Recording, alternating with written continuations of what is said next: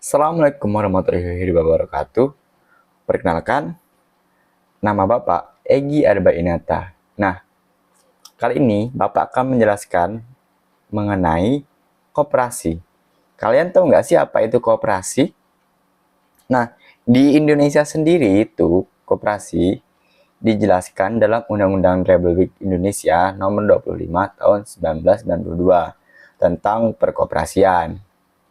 Disebutkan bahwa pengertian koperasi adalah badan usaha yang beranggotakan orang atau badan hukum koperasi yang melandaskan kegiatannya berdasarkan prinsip-prinsip koperasi, sekaligus sebagai gerakan ekonomi rakyat yang berdasarkan atas asas kekeluargaan. Nah, jadi bisa kita simpulkan sendiri dan biar mudah kita pahami, oke anak-anak. Jadi koperasi itu sebuah lembaga atau badan usaha yang dikelola oleh masyarakat Indonesia. Jadi dia tuh menganut sistem kekeluargaan menggunakan asas-asas kekeluargaan. Nah, kalian sudah tahu kan apa itu koperasi dan pengertiannya, dan juga itu juga ada diatur dalam Undang-Undang Republik Indonesia Nomor 25 Tahun 1992.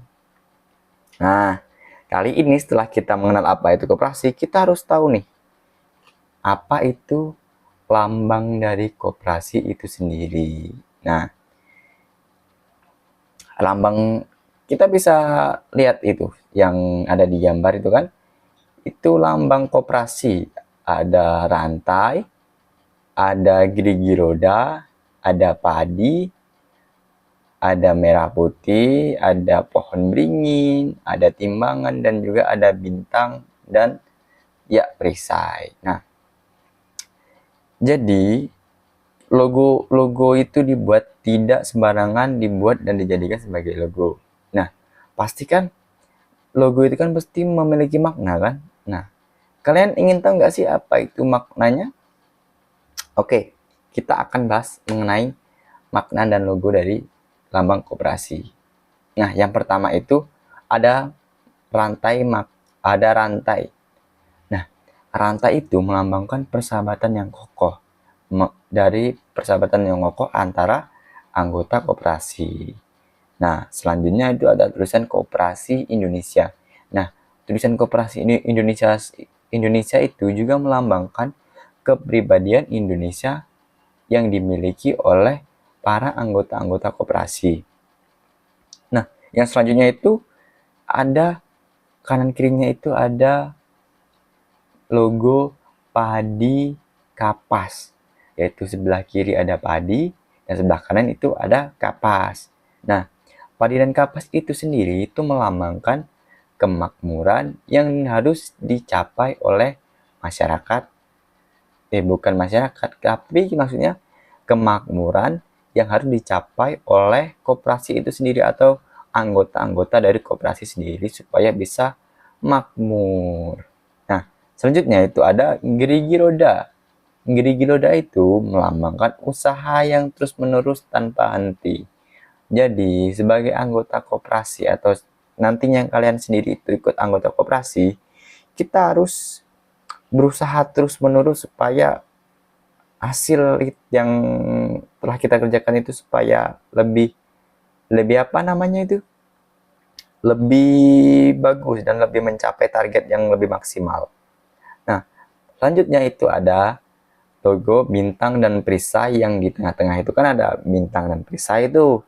Nah, bintang dan perisai itu melambangkan landasan koperasi Pancasila. Nah, selanjutnya itu ada timbangan.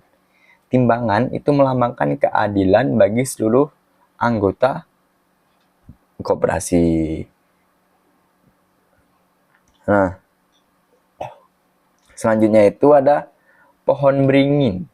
Itu melambangkan sifat kepribadian Indonesia yang kuat dan berakar. Jadi pohon beringin itu melambangkan sifat kepribadian Indonesia yang kuat dan berakar, karena akar pohon beringin itu sangatlah kuat seperti sifat dan kepribadian kita sebagai rakyat Indonesia. Nah, Yang terakhir itu warna merah putih itu melambangkan sifat nasional koperasi. Itu sama aja dengan seperti bendera merah putih yang kita miliki, itu kan ada kan logo merah dan putih, itu melambangkan sifat nasionalisme antara anggota koperasi. Ya, selanjutnya setelah kita mengenal apa itu koperasi dan apa itu makna dari logo-logo koperasi, kita harus tahu dulu nih apa tujuan dan manfaat koperasi itu sendiri. Kenapa kok koperasi itu harus didirikan sih? Kenapa koperasi itu harus ada? Nah, yang pertama tujuannya. Dalam rangka ikut mewujudkan masyarakat yang maju, adil dan makmur berlandaskan Pancasila dan Undang-Undang Dasar 1945. Jadi, kita sebagai anggota koperasi itu bertujuannya untuk mewujudkan masyarakat yang maju dan adil dan makmur berlandaskan Pancasila dan Undang-Undang 1945. Koperasi didirikan dengan tujuan memajukan kesejahteraan anggota dan masyarakat. Yang berikutnya, ikut membangun tataan perekonomian nasional. Karena koperasi ini sangat membantu ekonomi dari masyarakat kita, yang terutama kaum menengah. Nah, kemudian ada manfaat dari koperasi. Bukan hanya tujuan, tapi koperasi juga mempunyai manfaat bagi para anggotanya. Nah, ini ada beberapa manfaat menjadi anggota koperasi. Nah, yang pertama itu dapat memperoleh barang kebutuhan dengan harga yang murah. Nah, jadi bisa kita sebagai anggota, jika kalian menjadi anggota koperasi itu bisa mendapat barang kebutuhan dengan harga murah, tapi itu untuk penjualan koperasi, bukan di market yang lain, tapi di market di lingkup koperasi dia mendapatkan barang yang kebutuhan yang lebih murah. Yang kedua yaitu sewaktu-waktu dapat meminjam uang dengan jasa ringan. Nah, jadi kita bisa meminjam uang di koperasi jika kita menjadi anggota koperasi dengan uang jasa ringan. Apa namanya? Dengan jasa bunganya itu ringan. Tidak seperti ketika kita bukan anggota koperasi dan kita ingin meminjam uang di koperasi, itu bunganya beda dengan anggota koperasi itu sendiri jika meminjam uang. Yang selanjutnya itu, setiap tutup buku atau setiap tahun para anggota koperasi mendapat sisa hasil usaha atau SHU. SHU adalah keuntungan yang diperoleh koperasi di dalam menjalankan usahanya. Nah, jadi para anggota koperasi ini mendapat untung, mendapat sisa atau keuntungan dari SHU itu, dari sisa hasil usaha. Jadi usaha koperasi itu nanti kan ada sisanya kan waktu penutupan buku itu kan. Nah, nanti itu bakal dibagi merata ke seluruh anggota koperasi SHU itu. Oke. Yang selanjutnya, setelah kita mengerti apa tujuan dan manfaat koperasi, nah ini ada pentingnya usaha bersama melalui koperasi. Jadi bukan hanya lembaga koperasi yang besar, tapi kita juga bisa membuat koperasi. Contohnya seperti ketika di sekolahan itu membuat koperasinya sendiri yang dikelola dengan para siswa. Nah, contohnya kan banyak kan, seperti sekolah-sekolah yang menerapkan pembuatan koperasi sendiri dan hasilnya itu bakal dibagi dengan anggota-anggota koperasi yang telah didirikan. Nah, yang selanjutnya kita akan membahas tentang koperasi dan kesejahteraan masyarakat. Nah, kita bisa membedakan nih perbedaan koperasi dan badan usaha lainnya. Nah, koperasi sendiri itu mengutamakan kesejahteraan anggota. Nah, sedangkan badan usaha lain itu lebih dia lebih mementingkan perusahaan daripada kesejahteraan anggota. Nah, yang kedua itu Keanggotaan bersifat sukarela dan modal dari simpanan anggota. Sedangkan kalau di badan usaha lain itu keanggotaannya sangat terbatas sekali sesuai dengan job-job yang ada atau yang ditawarkan. Yang kemudian yang ketiga itu koperasi. Koperasi itu modal dari simpanan anggota.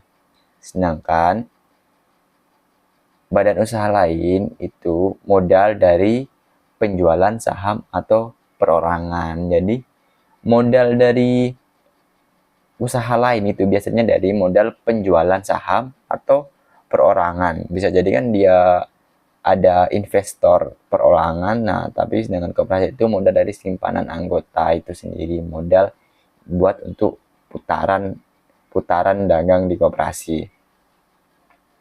Nah, yang selanjutnya adalah badan hukum.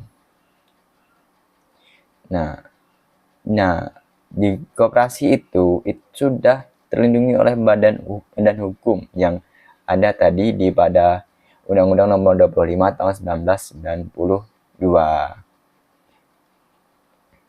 Nah, kalau badan usaha lain itu ada yang tidak berbadan hukum, tapi ada juga yang berbadan hukum. Kita juga harus meneliti dong, misal kita ikut perusahaan, kita harus tahu itu mana yang di bawah perlindungan badan hukum dan mana yang tidak. Yang selanjutnya adalah pengurus dipilih oleh anggota. Sedangkan badan usaha lain itu pengurus ditentukan oleh pemegang saham atau investor terbanyak. Oke, setelah kita menuju ke slide selanjutnya. Jenis dan usaha koperasi. Nah, jenis usaha dan koperasi itu ada lumayan banyak ya anak-anak. Jadi ada namanya koperasi simpan pinjam atau koperasi kredit. Seperti yang ada di lingkungan kita itu kan ada namanya koperasi simpan pinjam kan, itu kan sama koperasi kredit. Nah, yang selanjutnya adalah koperasi umum, koperasi yang biasa ada di masyarakat, koperasi umum. Selanjutnya adalah koperasi produksi, di mana koperasi ini membuat produk-produk atau memproduksi suatu barang. Nah, yang selanjutnya adalah koperasi jasa, di mana koperasi ini menyediakan jasa untuk orang atau untuk masyarakat. Nah, yang selanjutnya adalah koperasi serbaguna, yaitu biasanya menjual atau dan sebagainya, itu koperasi serbaguna. Nah, berikutnya adalah kita yang bahas tentang kegiatan koperasi. Nah, kegiatan koperasi ini sendiri itu ada lumayan banyak ya anak-anak. Yang pertama itu menampung simpanan anggota, seperti simpanan pokok, simpanan wajib, dan simpanan manasuka. Yang kemudian memberikan pelayanan kepada anggota seperti menyalurkan kredit atau barang kebutuhan, membeli dan memasarkan barang produksi para anggota dan sebagainya. Jadi kegiatannya juga itu secara simpelnya itu seperti ini. Koperasi memberikan pelayanan kepada anggota, yaitu menyalurkan kredit atau barang kebutuhan yang dibutuhkan oleh anggota itu sendiri. Kemudian membeli atau memasarkan produk-produk yang dimiliki oleh para anggota itu sendiri untuk dijual kembali atau dipasarkan ke halayak umum. Nah, yang berikutnya dulu yaitu mengadakan pertemuan untuk mengembangkan usaha. Jadi, setiap penutupan buku itu pasti akan diadakan pertemuan untuk menganalisis usaha manakah yang berkembang dan usaha manakah yang stuck di situ-situ saja.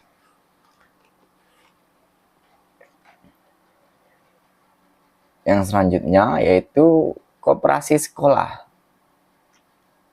Koperasi sekolah sendiri didirikan oleh warga sekolah. Tujuannya untuk membantu memenuhi kebutuhan para siswa. Penanggung jawab koperasi sekolah adalah kepala sekolah. Pengurusnya adalah anggota koperasi. Sekolah terdiri atas guru-guru, karyawan, dan siswa-siswa di sekolah itu. Contohnya seperti koperasi sekolah yang ada di sekolah anak-anak, yang di sekolah para adik-adik sekalian, itu kan biasanya kan ada kan koperasi sekolah itu biasanya dia menjual buku, pensil, kotak pensil, buku gambar, yaitu tentang menjual peralatan-peralatan sekolah. Nah, koperasi sekolah dijalankan oleh pengurus koperasi seperti ketua, sekretaris, dan bendahara. Ketua bertugas memimpin jalannya koperasi, sekretaris bertugas menangani pembukuan, sedangkan bendahara bertugas memegang keuangan. Nah, begitu saja penjelasan dari Bapak. Jika ada yang ingin ditanyakan, boleh langsung ditanyakan. Dan jika kurang paham, kita akan bertemu di pertemuan selanjutnya dengan materi